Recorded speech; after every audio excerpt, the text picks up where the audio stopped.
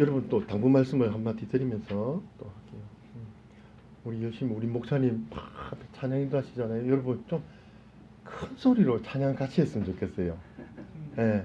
왜냐하면 우리가 큰 소리를 한다는 데는 어떤 뜻이냐면 내가 정말로 그렇게 하고 싶습니다. 우리가 소극적으로 예? 예 대답하는 거하고 예 하는 거하고 다르잖아요. 그죠? 군대에서도 왜 크게 대답합니까? 확실하게 해라 이 말이에요. 그죠? 그러니까 내가 하나님 찬양합니다. 소극적으로 하지 말고 하나님 찬양 기쁨을 그대로 막 표현을 하세요. 큰 소리로. 그게 왜냐하면 큰 소리를 하다 보면 더 그렇게 돼요. 더 찬양 열심히 내 마음을 더 진실하게 담게 되거든요. 그래서 의도적으로라도 열심히 하고 열심히 박수치고 기쁘게 했으면 좋겠습니다. 네. 오늘 에베소서 말씀이에요. 에베소서 말씀 좀 생소하죠. 종과 주인 생소하게 느끼시는 분이 여기 한 반 정도 계시고 아닌 분이 한 반 정도 계세요. 왜냐하면 에베소서 말씀을 가지고 장장 8개월 동안 금요 기도 예배에 설교를 해왔기 때문이에요. 그리고 이 부분이 마지막입니다. 마지막인데 사실은 작년 연말 마지막 금요 기도 예배 때 마치려고 했는데 일정이 좀 그래서 더 이상 미룰 수가 없어서 주일 예배에 여러분과 함께 대단원의 막을 내리려고 이렇게 가지고 나왔습니다. 종과 주인입니다. 자, 그런데 이 뒷부분에도 또 있죠. 뒷부분에 어떤 부분이 있습니까? 6장 10절부터 여러분 잘 아시죠? 하나님의 전신갑주. 이 부분은 따로 떼서 전신갑주가 어떤 부분이 뭘 뜻하는 것인가를 시리즈로 다음번에 주일 예배 때 설교하도록 하겠습니다. 그래서 이게 사실은 에베소서 오늘 마치는 부분이에요. 자, 이 부분에 3주 동안 해오던 어떤 특별한 부분이 있습니다. 맨 마지막에 5장 21절을 한번 봐주세요. 지금 눈으로 한번 오늘 읽었죠? 6장을 읽으셨는데 5장 21절에 뭐라고 되어 있습니까? 예, 다시 한번요. 시작. 그리스도를 경외함으로 피차 복종하라. 이 말씀에 이어서 누구와의 관계가 나오죠? 아내와 남편. 그 다음에 어떤 관계가 나왔습니까? 자녀, 부모. 그리고 오늘 제목은요. 종과 주인. 자, 오늘은 이 종과 주인에 대해서 적용을 해볼 건데요. 사실 종이라고 하면 좀 현실감이 떨어지죠.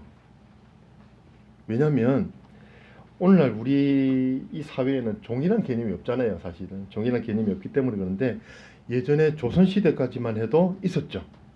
양반 어르신들이 있고 중간에 이제 상인층이 있고 이제 노비층이 있어요. 그럼 뭐 백정들도 그 밑에 또 있고 한 4단계로 이렇게 분리가 돼 있었어요.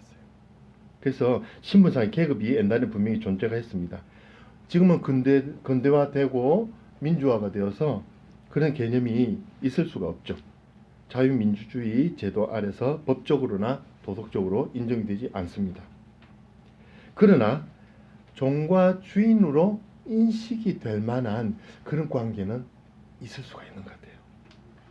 자본주의 사회에서 고용인과 피고용인, 요즘 뼈저리게 이제 느끼고 있는 이 동인이 막 식당에서 일하다 보니까 내가 봉급받는 피고용인이야 라는 그런 입장을 이제 이해를 하죠. 그죠? 또 나중에 어떤 꿈이 있죠? 고용주가 되고 싶은 꿈도 있죠. 그죠? 그러니까 이런 것들은 지금 이 현재 사회에서 누구나 당면에 있는 일이에요. 그런데 왜 제가 꼭 이 종과 주인에 대해서 비교를 하느냐? 종과 주인은 아니에요. 사실은 절대 아니죠. 종과 주인은 아니죠. 정당한 노동력을 제공하고 정당한 그 물질적인 급여를 받는 거죠. 그거는 종과 주인이 아니에요.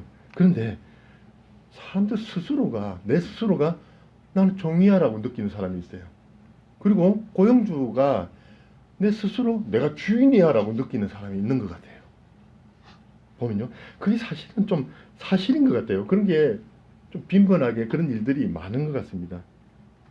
우리나라 정치 제도상 자유민주주의 제도를 따르고 있지만 경제상의 분류에 따르면 우리가 뭡니까? 공산주의와 자본주의 중에 자본주의예요. 자본주의. 이 자본주의의 그 논리 아래서는 노동자와 노동력과 자본이라는 두 계층이 생길 수밖에 없어요. 그렇죠. 돈을 가지고 창업을 해서 일을 벌인 창업주하고 그 일을 해주는 노동력하고, 그래서 이 두 부류가 사이좋게 더 열심히 일해 주려고 하고 더 임금을 많이 주려고 하고 이랬으면 얼마나 좋겠습니까마는, 현실은요 이 둘 사이가 안 좋은 경우가 대부분이에요. 좀 더 적게 주려고 하고 좀 더 편하게 일하려고 하고.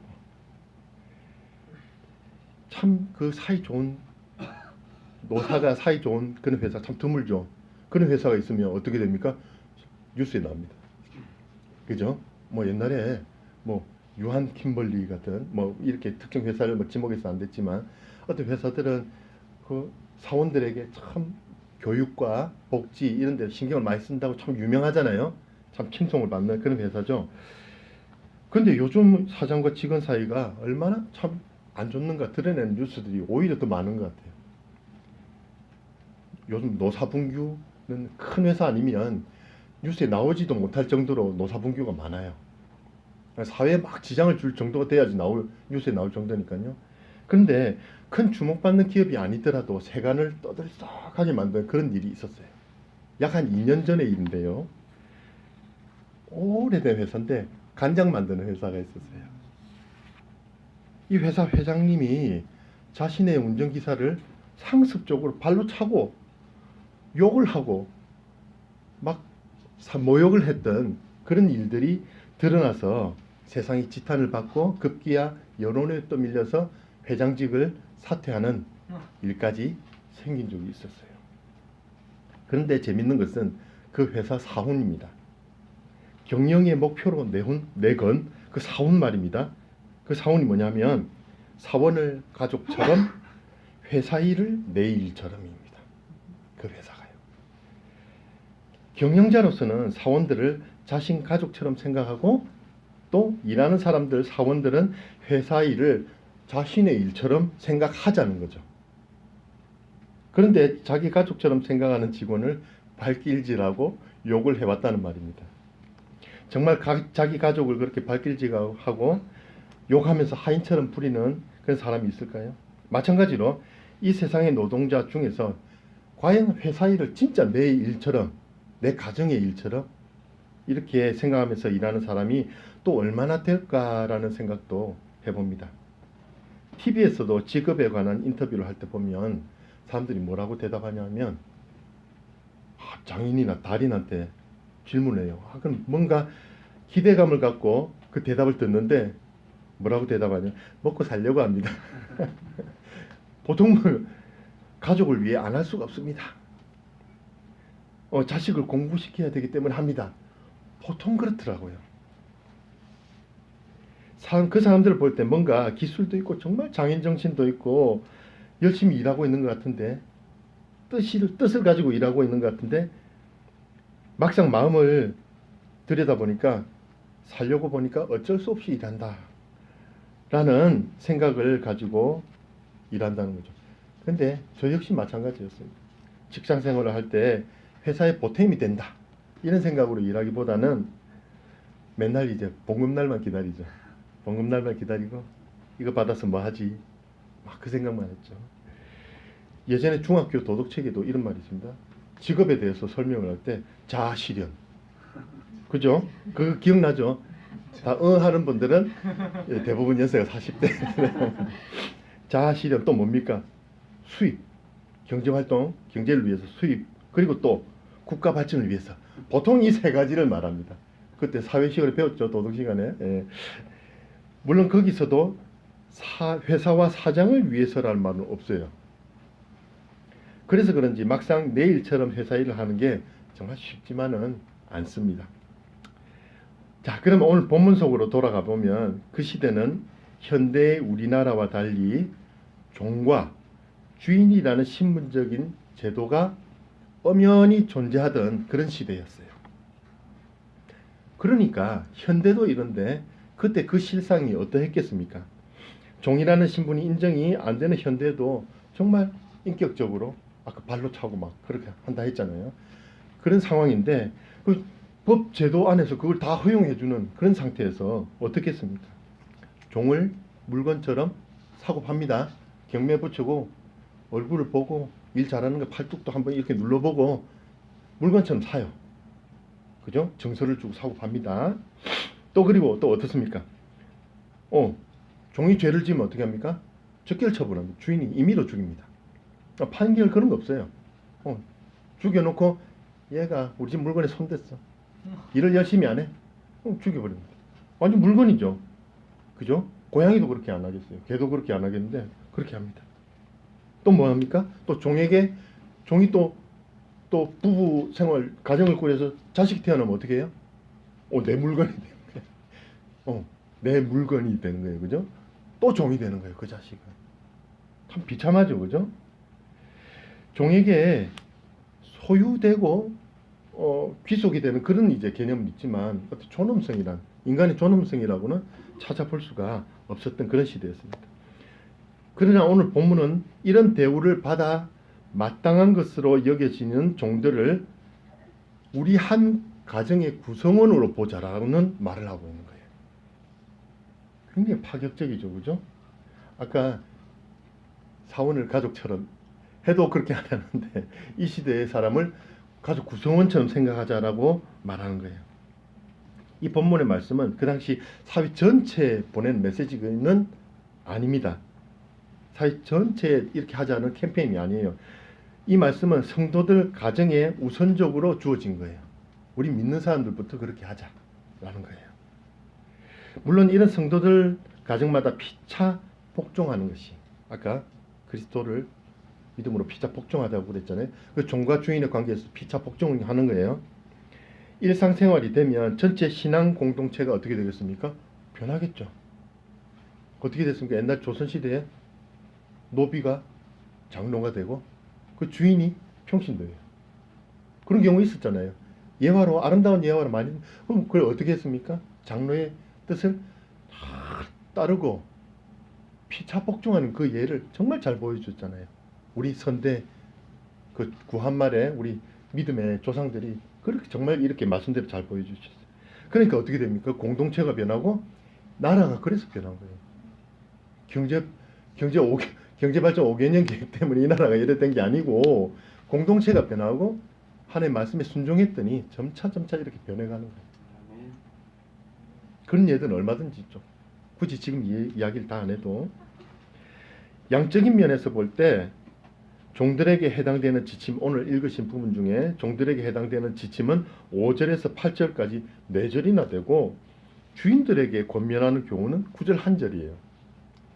그런데 메시지의 질적인 면으로 보니까 양쪽 모두에게 거의 똑같아요. 왜냐하면 9절부터 시작하는 주인들을 향한 메시지에 뭐라고 되어 있냐면 너희들도 그들에게 이와 같이 하고 라고 말하고 있어요. 그러니까 앞에 말한 것 똑같이 이하 동문 딱 이렇게 하는 거예요. 그러니까 양적으로나 질적으로나 똑같습니다. 종과 주인의 관계라는 관점에서 보면 이 메시지는 종보다는 오히려 누구에게 더 파급력이 있습니까? 충격이 크겠습니까? 기득권인 주인에게 오히려 더 충격이 큰 소리예요. 종들은 지금 현재 이 세상에서 자신들의 육신의 주인들을 대할 때 인간 주인의 종으로서가 아니고 누구의 종? 그리스도의 종이라는 인식 속에서 세상 주인을 섬기라. 나는 그리스도의 종이기 때문에 그리스도의 그 선하신 영향으로 인해서 나는 우리 주인을 선하게 섬기겠습니다라는 거예요. 이럴 때 종에게 요구되는 마음이 뭔지 아십니까? 5절을 한번 보세요. 5절에 어떻게 순종하라고 합니까? 종들아 두려워하고 떨며. 두려움과 떨림입니다. 사람을 보고 뭐 종이 그러니까 아까 말했던 그 회장처럼 발길질해서 아이고 두려운 게 아니고 비록 그렇게 인간적으로 부당한 대우를 하는 주인이 있다 하더라도 어떤 마음으로 예수 그리스도에 대해서 두렵고 떨리는 마음으로 동일하게 상전에게 해라는 거예요. 뭐가 더러워서 피하는 게 뭐가 어때서 피하는 게 무서워서 피하는 게 뭐해서 피한다. 꼭 굳이 그 말을 대입을 안 시켜도 그게 아니고 예수 그리스도를 두렵고 떨리는 마음으로 동일하게 상전에게 대라는 말이에요.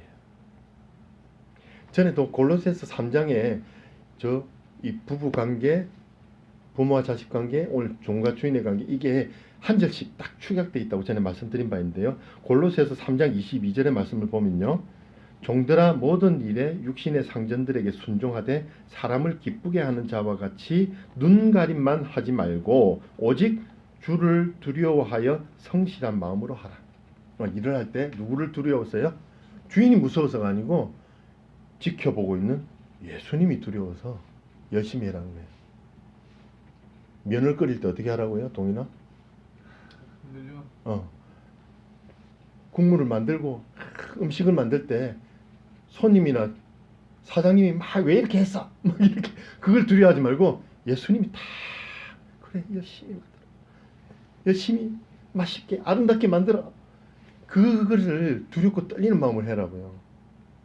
함부로 비율을 에이 설탕 하나 더 넣지 조미료 팍 넣지 이렇게 하지 말고 정성껏 열심히 만드는 걸 뭐 때문에? 예수님께서 기뻐하시기 때문에 그렇게 하는 거죠.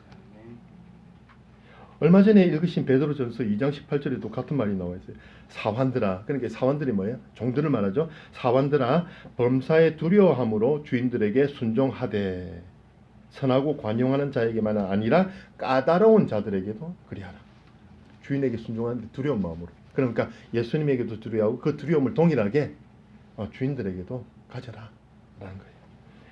이런 말씀으로 볼 때 하나님에 대한 두려움과 떨림을 동일하게도 누구에게도? 주인에게도 적용시켜서 주인에게도 순종하라고 말씀하고 있어요. 그것도 형식적인 말이나 행동이 아니고 순전한 마음에서 우러나온 섬김을 하라고 이렇게 말합니다. 종이든 주인이든 간에 이와 같이 선한 동기와 행동은 어디서 나오겠습니까? 우리 주님께서 장래에 심판하실 것이라는 그 믿음을 갖는 거에서 나와요. 그러니까 지금 내 귀에 들리지 않는 하나님께서 뭐 이래 하든 저래 하든 뭐 무슨 상관이겠노? 하나님 무슨 내 말에 어떤 피드백도 없고 야단도 안 치고 언제요? 장래에 심판하실 주님을 두려워하는 겁니다. 그런 신앙에 우리가 그 뿌리를 둬야 돼요.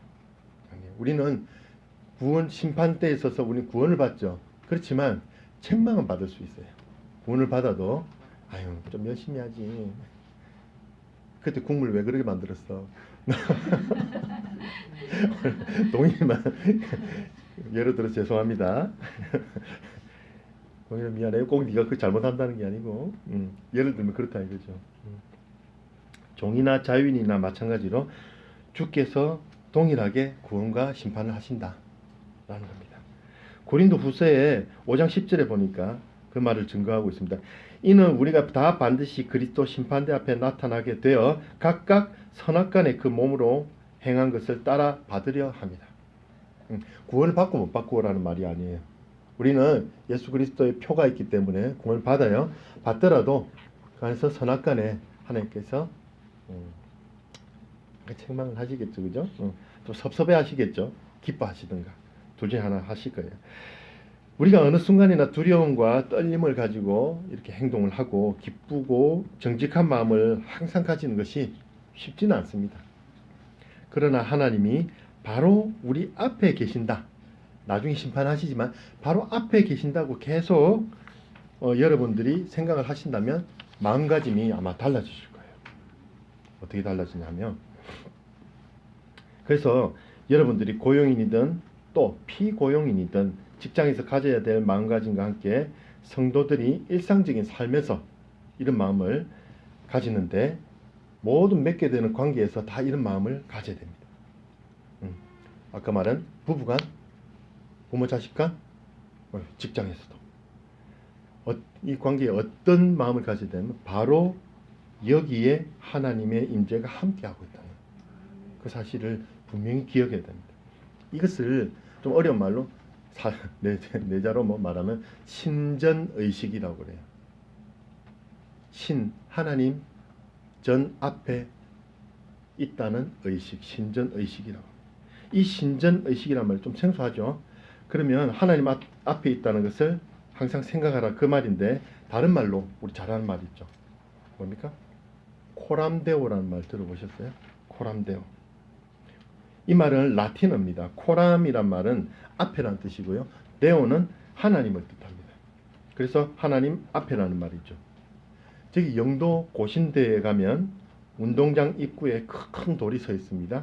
거기에는 교훈 코람데오 하나님 앞에서 라고 크게 기록되어 있어요.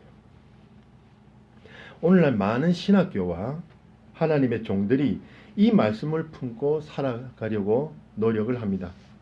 이것은 16세기 종교개혁자들이 주장을 했던 말인데요. 그때 부패했던 중세 신앙 가운데서도 성도들로 하여금 하나님의 이름을 높이고 하나님께 영광을 돌리고 하나님의 권위 아래 살자, 하나님 안에서 살아가자 라는 말을 한마디로 표현해서 코람데오라고 했던 것입니다. 이는 우리가 사람 앞에 잘 보이고 세상 앞에 명예롭게 살기보다는 오직 하나님 앞에서 선하시고 온전하신 그 뜻을 구하면서 사는 것을 딱 축약한 단어이기도 합니다. 이것은 그 당시 종교개혁자들이 내세웠던 5가지 슬로건이 있어요. 뭔지 아십니까? 제가 한번 말해볼게요. 라틴어로 한번 말해볼게요. 솔라 스크립투라, 이게 무슨 말이냐면 오직 성경, 솔라 피데 오직 믿음, 솔라 그라시아 오직 은혜, 솔루스 크리스투스 오직 그리스도, 솔리 데오 글로리아 오직 하나님께 영광. 이 말의 기초가 되었던 게 바로 코람데오입니다. 오늘 사는 우리에게 진정한 코람데오의 신앙생활을 하는 것은 늘 하나님의 관점에서 생각하며 늘 내 앞에 계시는 하나님을 두려워하고 늘 나와 함께 하신 하나님을 신뢰하고 주 앞에서만 아니라 사람들 앞에서도 동일한 믿음을 표현하는 것, 그것을 지켜가는 삶을 말하는 것입니다. 이런 코람데오의 마음이 세상 사람들과 구별이 되어서 우리가 거룩한 삶을 살아갈 수 있도록 만드는 성도들의 에너지가 되어야 되는 거예요. 항상 나는 하나님 앞에 있다. 하나님 앞에서 일한다. 하나님 앞에서 부모님을 공경한다. 하나님 앞에서 아내를 사랑한다.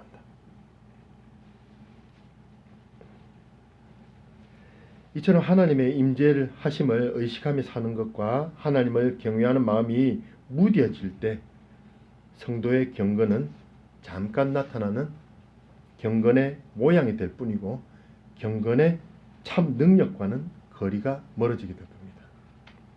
코람데오의 정신은 종들만 가지고 지켜야 되는 그런 정신은 아니죠. 주인들 역시 자신들의 말과 행위에 따라 장차 주께서 그대로 행하실 것을 기억하고 자신의 종들을 대해줘야 됩니다. 주인들은 무엇보다도 종들의 낮은 신분과 보잘것없는 이 권한을 업신여기지 말아야 됩니다. 막말하고 발로 차는 행위가 종귀 여긴다면 절대 나올 수가 없죠. 인격적으로 절대 종들을 업신여기지 않아야 됩니다. 뿐만 아니라 그들에게 거짓된 위협, 협박 이런 것들을 하면 안 돼요. 뭐를 이용해서 하는 겁니까? 자기의 현재 직위를 이용해서 에이 잘라버려야지 뭐 그런 말, 에이 뭐 멍충아, 에이 뭐야 뭐 이렇게 하면 그런 협박들, 일 못하는 게 뭐 이런 식으로 그렇게 협박하면 안 돼요. 왜 그렇게 해야 됩니까? 그들을 인간적으로 대접하기 위해서 그래야 됩니까? 종들도 한 가장이고 인격체이기 때문에 그래야 됩니까? 물론 틀린 말은 아니죠. 그러나 더 중요한 이유가 있습니다. 그 이유는 종들의 주인이 따로 계시기 때문이에요. 자기가 주인이 아니라는 거예요. 종들의 주인은 따로 계시다. 내가 주인이 아닌 것입니다. 내가 그들을 고용해서 일을 시키는 것 같지만 내가 그들의 고용주가 아닙니다.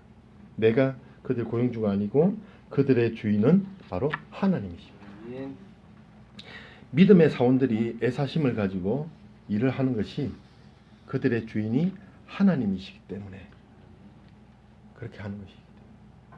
마찬가지로 종들의 주인이 하나님이시듯 이 세상의 주인들도 자신의 참 주인 되신 분이 따로 계시다는 것을 알아야 됩니다. 그분 역시 하나님이시다.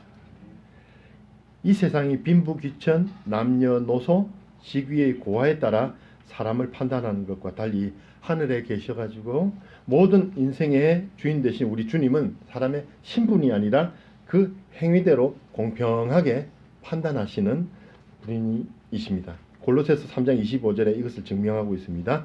불의를 행하는 자는 불의의 보응을 받으리니 주는 사람을 외모로 취하심이 없느니라. 로마서 2장 11절도 이는 하나님께서 외모로 사람을 취하지 아니하심이라. 갈라디아서 2장 6절, 베드로서 1장 17절에도 마찬가지로 주님은 사람을 외모로 취하지 않는다고 여러 번 이야기를 하십니다. 외모는 잘생기고 못생기고가 아니고 그 사람의 신분을 말하는 거예요. 신분에 따라 하나님께 판단받는 것이 아니라는 그런 분명한 성경의 말씀입니다. 그러므로 여러분들께서는 지금부터 직장에서 일을 시키거나 일을 할 때 어떻게 해야 하겠습니까? 하나님께서 주인 되셔서 하는 일이라는 소명의식을 가지고 일하시기 바랍니다. 하나님을 경외하심으로 일을 시키고 또 하십시오. 그러면 진정으로 사원을 가족처럼 아끼고 회사 일을 내 일처럼 정성껏 할 수가 있습니다. 자, 지금까지 에베소서를 쭉 8개월 이상 진행해 왔죠. 그 마지막에 그리스도를 경외함으로 피차 복종하라, 이 말씀이 중심이 되어서 그 말씀의 대상으로 아내와 남편, 자녀와 부모, 종과 주인이라는 관계를 예로 들어서 그리스도께서 그 관계의 중심이다 라는 것을 계속 살펴왔습니다. 해가 닿을수록 우리 사회 속에서 가정은 점점 더 어두워져 가고 있습니다. 여러 가정에서 각양의 문제들로 인해서 부부 사이에 또 부모 자식 간에 마음과 육신의 상처를 주고받고 이렇게 살아가고 있습니다. 더 심하면 가정들이 깨어지고 원수가 되고 맙니다. 약 2000년 전 오늘 본문 속의 그리스 로마 사회 그리고 유대 문화와 사회적 상황에 비추어 볼 때 에베소서에서 지금 말씀하고 있는 이 가정조항, 가정규범들은 그 자체는 실제로 그리 낯선 교훈들이 아닙니다. 하지만 이 가정조항의 내용에서 바울의 지침은 분명히 옛날의 그 조항들, 지금 현재 우리가 도덕적으로 지키고 있는 이 조항들과 차이가 있습니다. 이 조항들이 아내, 자녀, 종들에게 뿐만 아니라 가정과 사회조직 안에서 강한 위치에 있었던 남편들, 그리고 부모들, 그리고 주인들에게도 동일한 질적 책임을 요구하는 그런 규범들이었다는 것입니다. 그러나 이보다 더 중요하고 의미 있는 사실은 하나님으로부터 부름받고 예수님을 그리스도로 고백하며 사는 성도는 일상의 삶을 주 예수 그리스도와 분리해서 살아갈 수 없는 사람들이다. 일상에서.